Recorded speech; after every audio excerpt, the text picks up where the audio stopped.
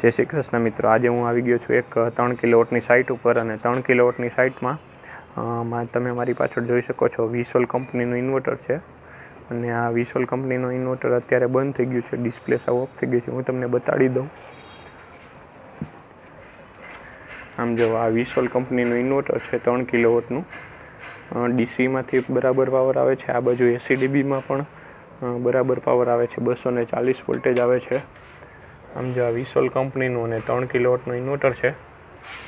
અને તેની સાથે આ તમે જે પેનલ જુઓ છો, આ પેનલ છે તે આ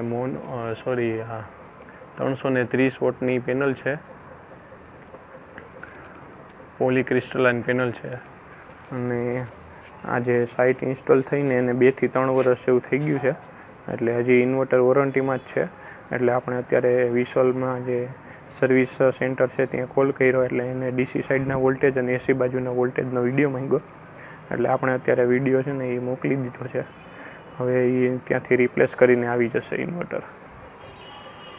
હવે વિસોલમાં જે મેં કસ્ટમર કેરમાં ફોન કર્યો ને, તો કસ્ટમર કેરવાળાએ કીધું કે આપણે ડીસી સાઇડના વોલ્ટેજ અને એ મને વિડીયો બનાવીને આપો. તો હું અત્યારે ડીસી સાઇડના વોલ્ટેજમાં આપું છું. જો આ ડીસી સાઇડ પહેલાં તો અહીંયા ડીસી સેટ કરી દેવાનું છે મીટરમાં. અને આ ડીસી બાજુ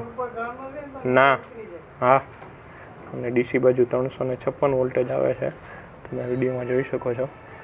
અને ત્યાર પછી આપણે એમસીબી ઓન જ છે, અને એટલે ઇન્વર્ટર બાજુ MC4 લગાડેલા છે એમાં જોઈ લઈ.